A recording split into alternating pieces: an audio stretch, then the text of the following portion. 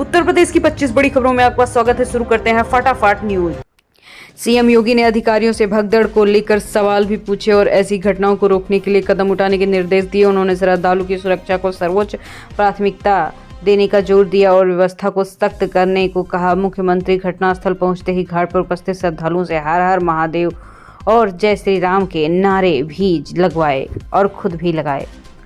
अयोध्या में योगी बोले, सपा सांसद नौटंकी कर रहे हैं, दलित बेटी की जान लेने में इनका ही दरिंदा शामिल है, ये कुत्ते की पूंछ जैसे हैं, कभी नहीं सुधर सकते। सीएम योगी ने रविवार को अयोध्या में मिल्कीपुर में चुनाव रैली की। उन्होंने अयोध्या में दलित युवती के साथ जो जान जाने का बयान था, पहली बार सामने आए। सीएम गुस्से में नजर आए, कहा बेटी की जान ली, सपा का ही दरिंदा शामिल था। घटना पर सांसद नौटंकी कर रहे हैं, ये सपाई सुधरेंगे नहीं, क्योंकि कुत्ते की पूंछ तो कभी भी सीधी नहीं हो सकती। सीएम ने कहा सपा को गाजी बाजी प्यारे हैं, इनको मिल्कीपुर का मोहित खान और कन्नौज का नवाब यादव प्यारा है, जो एक बेटी पर सीधे सीधे हाथ डालता है। सपा विकास विरोधी है, इनकी दृष्टि सफाई से बाहर नहीं जाती, ये सफाई के बाहर सोच ही नहीं सकते। मिल्कीपुर विधानसभा में 5 फरवरी को उपचुनाव है, 8 को नतीजे आएंगे। 10 दिन में योगी दूसरी बार मिल्कीपुर में रैली कर चुके हैं। वो 6 महीने में 6वीं बार मिल्कीपुर रैली में पहुंचे हैं।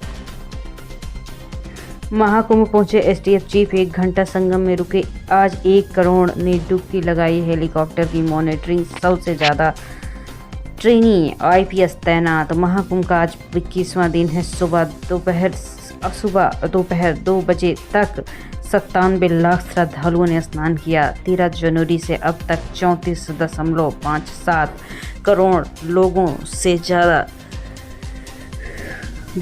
लोगों ने स्नान किया है, डुबकी लगाई है। भीड़ और सुरक्षा की निगरानी हेलीकॉप्टर से की जा रही है। बसंत पंचमी स्नान को देखते हुए 2 से 4 फरवरी तक प्रयागराज शहर और मेला क्षेत्र में वाहनों की एंट्री पर रोक लगा दी गई है। वीवीआईपी पास भी रद्द किया गया है। मेले में पुलिस और साधु का वीडियो झड़प का सामने आया है। इस वीडियो में पुलिस साधुओं की गाड़ी बैरियर पर रोक देते हैं, लेकिन वो जबरदस्ती अंदर घुसाना चाह रहे थे। एक साधु ने बैरिकेडिंग तोड़ा, जिसके बाद पुलिसकर्मी से तीखी नोकझोंक हुई।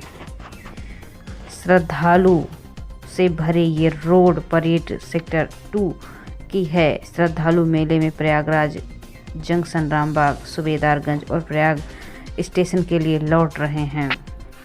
4 फरवरी के लिए नई गाइडलाइन है। यदि आप मेले में जा रहे हैं तो ये बात जरूर ध्यान दें। 4 फरवरी तक श्रद्धालुओं को अपने वाहन शहर के बाहर ही पार्किंग में खड़े करने होंगे। पार्किंग से वे शटल, बस या पैदल घाटों पर जा सकते हैं। बड़े और छोटे वाहनों के लिए अलग अलग पार्किंग की व्यवस्था की गई है। सभी रेलवे स्टेशन पर वन वे व्यवस्था लागू की गई है। एक साइड से श्रद्धालु आएंगे, दूसरी साइड से निकासी होगी।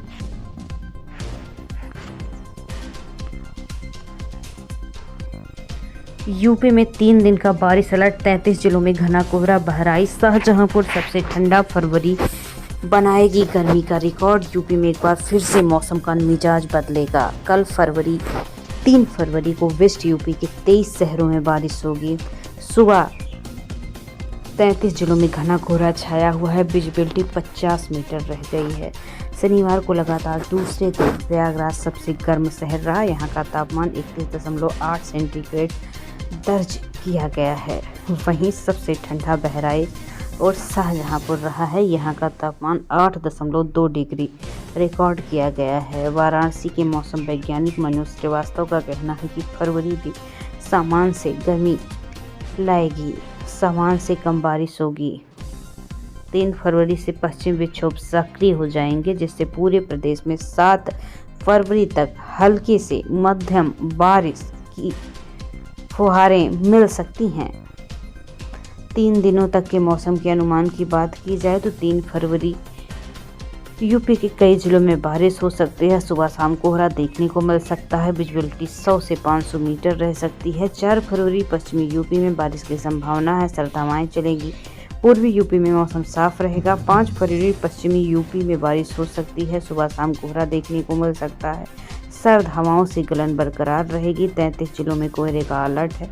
देवरिया, गोरखपुर, संत कबीर नगर, बस्ती, कुशीनगर, महाराजगंज, सिद्धार्थनगर, गोंडा, बलरामपुर, श्रावस्ती, बहराइच, लखीमपुर खीरी, सहारनपुर, शामली, मुजफ्फरनगर, बागपत, मेरठ, गाजियाबाद, हापुड़, गौतम बुद्ध नगर, बुलंदशहर, अलीगढ़, मथुरा, बिजनौर, अमरोहा, मुरादाबाद, रामपुर, बरेली, पीलीभीत, शाहजहांपुर, संबल, बदायूं में कोहरे का घना अलर्ट जारी किया गया है। 33 शहरों में बारिश हो सकती है।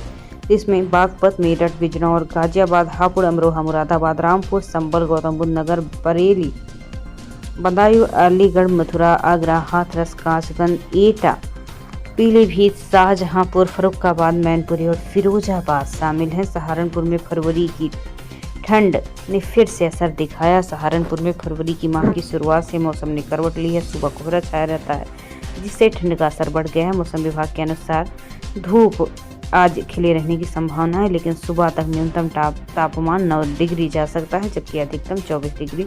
महाराजगंज में विजिबिलिटी 50 मीटर। महाराजगंज में शनिवार को घना कोहरा छाया हुआ था। विजिबिलिटी 50 मीटर थी। सड़कों पर वाहन रेंग रहे थे। यहाँ न्यूनतम तापमान 9 डिग्री दर्ज किया गया है।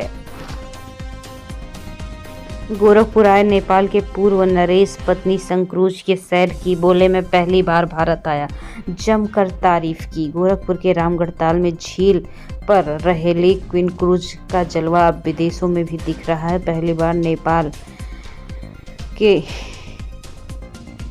यात्री यानी कि नेपाल के नरेश भारत के दौरे पर आए हैं। ज्ञानेंद्र वीर विक्रम शाह ने शनिवार को शाम अपनी पत्नी कोमल राजलक्ष्मी के साथ क्रूज की सैर की है।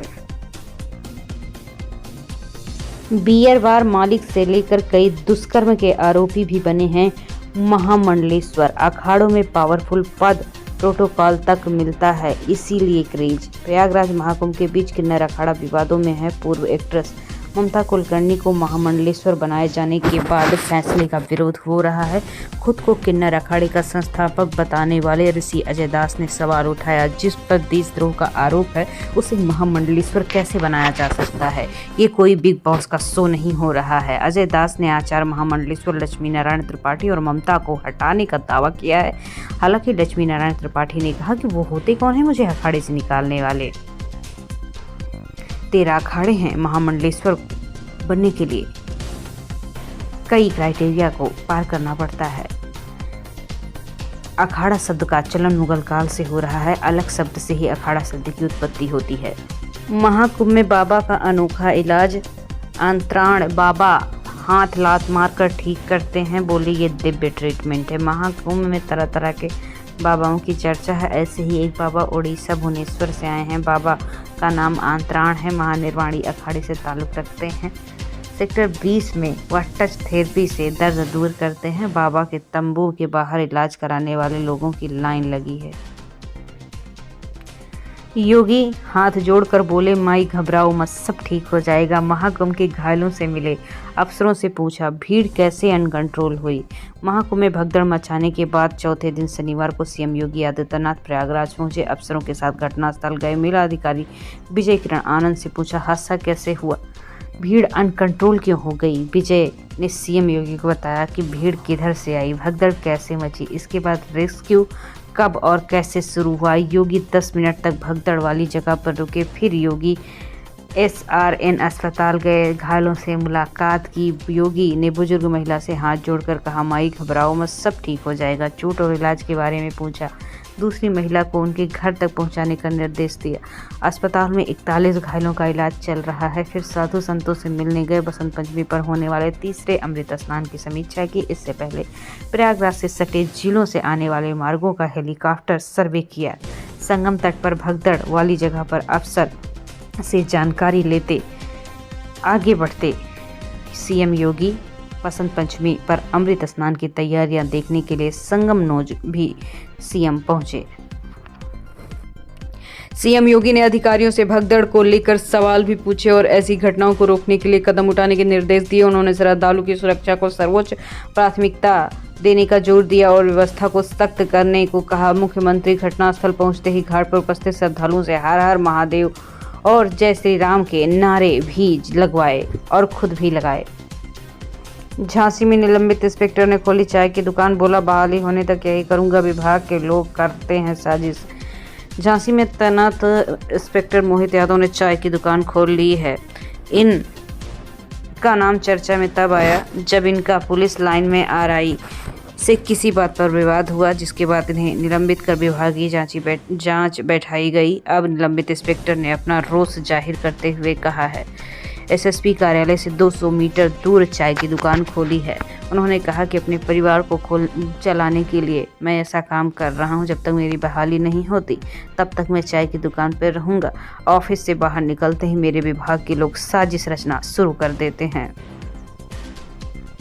यूपी में एक महीने में 40,000 नए टीबी मरीज, लखनऊ में 1818 मरीज आए सामने। 1.72 करोड़ की हुई स्क्रीनिंग। यूपी में 10 दिवसीय सघन टीबी अभियान के तहत एक महीने के अंदर करीबन 40,000 टीबी मरीजों की पहचान हुई है।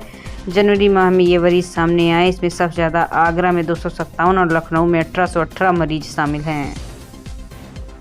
और बसंत पंचमी स्नान के कारण स्कूल बंद। 3 फरवरी को कक्षा 1 से 8 तक अवकाश। स्नानार्थियों की सुविधा के लिए फैसला। जौनपुर के कुंभ स्नान और बसंत पंचमी के अवसर पर स्नानार्थियों की सुविधा को ध्यान में रखते हुए जिलाधिकारी ने महत्वपूर्ण निर्णय लिया है। 3 फरवरी 2025 को सभी विद्यालयों को अवकाश घोषित कर दिया गया। हत्या, डकैती और लूट के मामलों में तेजी से कार्रवाई करें। अपराध नियंत्रण को लेकर एसपी ने निर्देश दिया। महिला अपराधों पर विशेष फोकस। खीरी के पुलिस अधीक्षक संकल्प शर्मा ने पुलिस लाइन सभागार में महत्वपूर्ण बैठक की अध्यक्षता की। बैठक में जिले के सभी वरिष्ठ पुलिस अधिकारी और थाना प्रभारी मौजूद रहे। पुलिस अधिकारी ने जघन्य अपराधियों की समीक्षा करते हुए कड़े निर्देश दिए। का मानसिक संतुलन बिगड़ा। डिप्टी सीएम केशव प्रसाद मौर्य बोले महाकुंभ पर राजनीति कर रहे हैं, रामगोपाल फिर से पढ़ाई करें। उत्तर प्रदेश के डिप्टी सीएम केशव प्रसाद मौर्य रविवार को इटावा के समाजवादी पार्टी पर जोरदार हमला बोलने पहुंच चुके।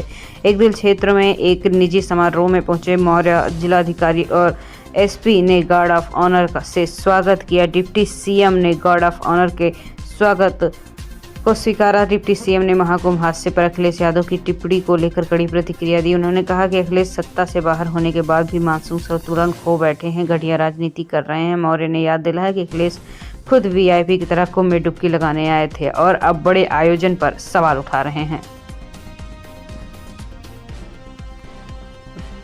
मेरठ पुलिस ने पकड़ा अंतर्राज्यीय वाहन चोर गैंग। अलग अलग शहरों में बाइक स्कूटी चुराकर बेचते थे।